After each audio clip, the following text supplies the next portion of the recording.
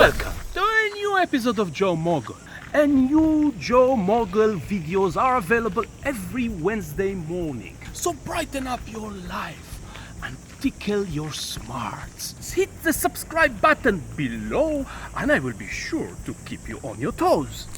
I want to share a story that happens to me a few weeks ago, and I think anybody who is investing in real estate or thinking about turning real estate into their main tool to financial freedom will find this story as a valuable lesson. So I live in Toronto. I'm investing in Cleveland, Ohio, and anybody who is investing in real estate and anybody who knows anything about real estate will tell you that if you invest remotely, the first thing you have to do is have a solid, reliable team on the ground over there. It took me ages and I pay a hefty price until I find that reliable team, but I feel I have right now the team that I need. So I have a contractor that I trust over there, that we establish a relationship for a year and a half, 2 years. I have a real estate agent that I trust over there. I have a lawyer that I trust over there. So it's a solid team together. And what I'm doing is it's a special niche. I'm basically flipping single family houses and selling them to other investors as a turnkey. So basically, I buy a distressed property, I fix it, I place a tenant, and then it is marketed as a turnkey property for another investor. What's the benefit of this strategy? What's the strength of this strategy? It is the fact that there is a lot of demand in the Cleveland area because the numbers are very strong. The rental numbers are very strong. So let's say a week and a half ago, I sold a house and it was around $70,000 house, and the rent that it gets was above $950 a month. So it is way above the 1% rule that is usually used by investors to analyze those properties. So if the rental income, the monthly rental income is equal or more than 1% of the purchase price, it's usually a good deal. The downside or the challenge with that strategy is often the competition is very fierce. Often, like most houses, the numbers doesn't work. So when there is a good property available, I'm not the only investor who's going after that, and there is a fierce competition, and you have to act really fast in order to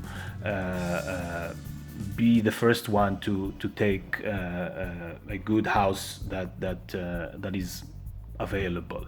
And because I live far away, I have to arrange a travel. I don't like to buy houses that I don't see with my own eyes. So I travel and often see a few properties, and often the only way to get a good one is if I'm putting the offer right away after I saw it, and because in few hours or sometimes even minutes, it can go.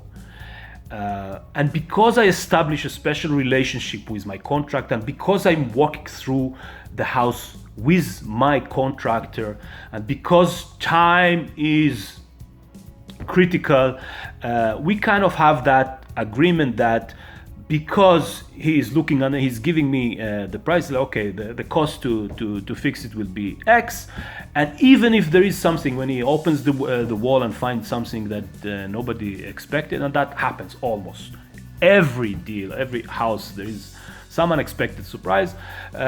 It's already built in the price, and he has a buffer, he has some safety zone, and he doesn't charge me extra. So this is kind of a win-win situation. So I'm not doing any third-party inspection on those houses because of the time limit. So on mid-March, same thing, I bought a house, fixed it up, listed, and few days later got the listing price, like maximum price, and I was very happy. It was very profitable, very good project.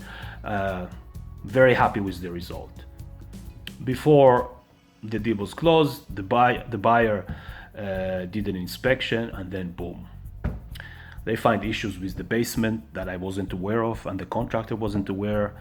Apparently there's water coming into the basement. Apparently, even worse, there is issues with the foundation of the house. The basement walls are bowing and all kind of.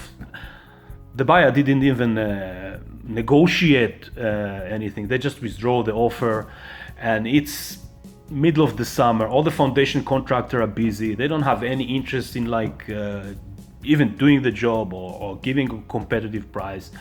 And this is a hefty fix. This is a massive fix. I would be lucky if I am going to break even on that project. And that taught me a very important lesson.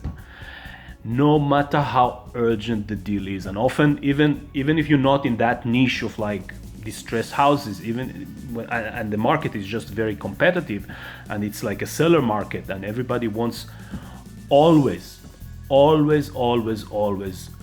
do a third-party inspection, because the cost in an incident like that is so much more than everything that I was probably losing by not doing it and getting more. I will probably lose some opportunities. I'll probably lose some good deals. I'll probably pay extra for each house and probably even do an inspection on houses that I will end up not buying. But the cost of that one time is so much more that never again I will buy a house without a third-party inspection. So this is my message. This is my lesson this week. I hope it was valuable. See you next week. Adios. If you enjoyed the video you just saw, hit the subscribe button below. Even if you think the video you just saw is a complete garbage, hit the subscribe button below. Because who knows, maybe next week it's gonna be much better. I would love to hear your feedback. And I would love to know if you have any ideas for future topics you want me to discuss. Let me know. And don't forget to check the Joe Mogul website, because Joe Mogul website has videos that may put a smile on your face, maybe provoke a new idea in your head, and maybe inspire you to work towards your financial freedom. Because remember, every big dream starts with a small step, and that small step can start with a little tip on the Joe Mogul video on Wednesday morning. Ah! Yeah. Look at this beauty.